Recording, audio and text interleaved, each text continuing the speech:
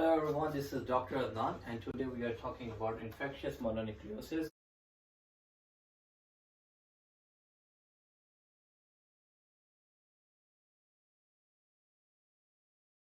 So what is infectious mononucleosis? It's a contagious disease. It is caused by Epstein-Barr virus. It's a family of herpes virus which is called Epstein-Barr virus. Now, what it is actually leading to? So not only Epstein-Barr virus is the cause, it is also caused by intimate contact like kissing. That sounds interesting that it is also called as kissing disease. So now Epstein-Barr virus. So what we're gonna think about when we think about clinical features. So clinical features will be patient will have fever, pharyngitis. So let's draw.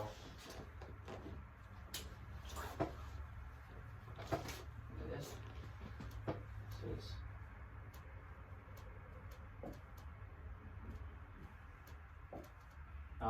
now this guy has tonsillitis, pharyngitis, and now the lymph nodes are inflamed.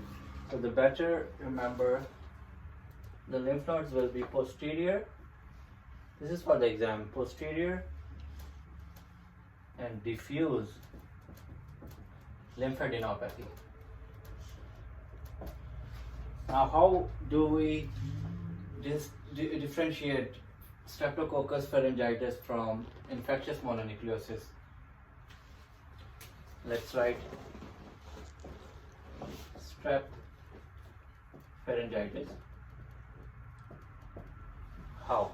Now, in the case of Streptococcus, first of all, it's a bacterial Streptococcus infection, and pharyngitis is there in both. But if we talk about lymphadenopathy, here we have anterior lymphadenopathy.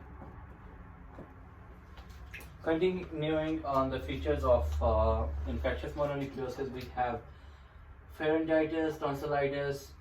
Now we have lymphadenopathy. Now going down, so we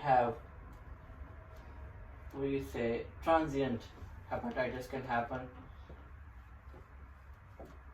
Spleen, hepatosplenomegaly can happen, which is very high yield hepatosplenomegaly. So the spleen will enlarge. Yes. So here we don't have a hepatosplenomegaly. No hepatosplenomegaly. Now, what else? We have transient. Transient means just during a viral infection, the liver enzymes gonna be elevated. So we say transient hepatitis, inflammation of the liver, splenomegaly. Okay, so in the case of blood smear, so what do we see the cells? So normally we have normal lymphocytes are this much. They're gonna be, the nucleus gonna be like really this, big. really big, and it is called atypical lymphocytosis. Atypical lymphocytosis. So we talk about causes. Here we have Streptococcus. Here we have Epstein-Barr virus. In the case of, if you want to distinguish between infectious mononucleosis from Streptococcus pharyngitis, think about in the question, if they're talking about anterior lymphadenopathy, both have fever, but here we have diffuse lymphadenopathy. And hepatosplenomegaly, there is no hepatosplenomegaly here. Okay, so what else we have?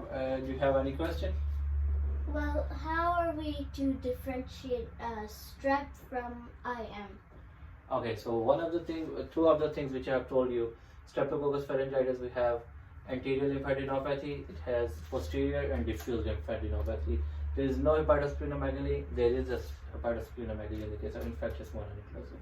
But very high yield, that when you are treating a patient with amoxicillin, here the treatment is, so let's make a first difference is, here is we are using antibiotics, here we don't need because it's a viral infection, so we have to treat it with sportive treatment. Now, so patient who is, you thought about the patient is having Streptococcus pharyngitis, just in case you haven't done any testing and you just prescribe amoxicillin or ampicillin. So patient develop rash. So it's most likely because Streptococcus pharyngitis, if you give amoxicillin or ampicillin, it's gonna resolve the infection, but it leads to rash. Think about infectious mononucleosis. So what kind of rash we missed here? What kind of rash in the case of maculopapular rash? So the presentation will also have, like we know that fever pharyngitis plus minus exudates, maculopapular rash, posterior or like diffuse lymphadenopathy, hepatosplenomegaly, transient hepatitis. Also think about the patient might have hemolytic anemia. Doctor? Most likely. One of my patients has strep throat, but and I gave him amoxicillin, but he developed a rash and it isn't working. So what should I do in this case? So now you were thinking you were treating it is as the Streptococcus pharyngitis. So antibiotic should resolve the infection, but it did not. So now patient has rash. So most likely patient has a diagnosis of infectious mononucleosis. So in the case, in the USMLE questions, if they talk about something like that, the patient developed rash after amoxicillin, think about infectious mononucleosis. So how do I treat that? Alright, so infectious mononucleosis we already have seen, we have already talked about that patient. It's a viral infection, so we have to do sportive treatment. So it's gonna be self-limiting, will be resolved by itself. Now, talking about diagnosis, how to diagnose infectious mononucleosis.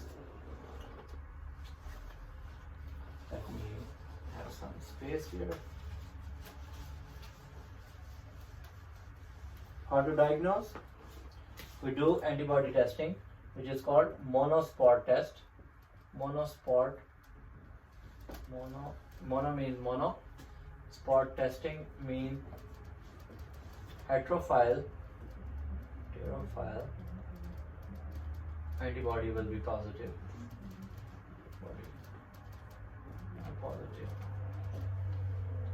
Or you can see cold agglutinin. We will talk about more in detail that we have seen also in the diagnosis. If you blood smear, you see atypical lymphocytosis, like the nucleus are huge and they are atypical cells, atypical lymphocytosis. Now, how to diagnose Streptococcus pharyngitis? We do strep testing, as the name suggests, strep test, or throat culture. Throat culture.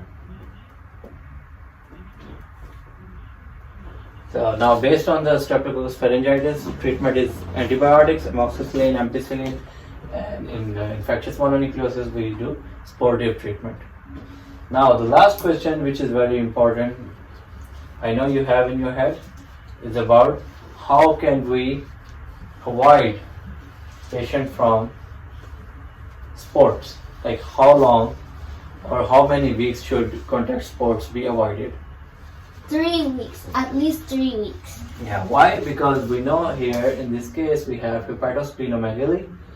Hepatos is huge and splenomegaly, so it's a chance of patient might have a rupture of the spleen. So in order to avoid that, we ask the patient to avoid sport for how many weeks? 3 or more. Greater or 3 weeks. I think you liked this lecture. If I miss anything here, you guys can comment in the section. You guys can comment and let me know. We'll see you in the next video.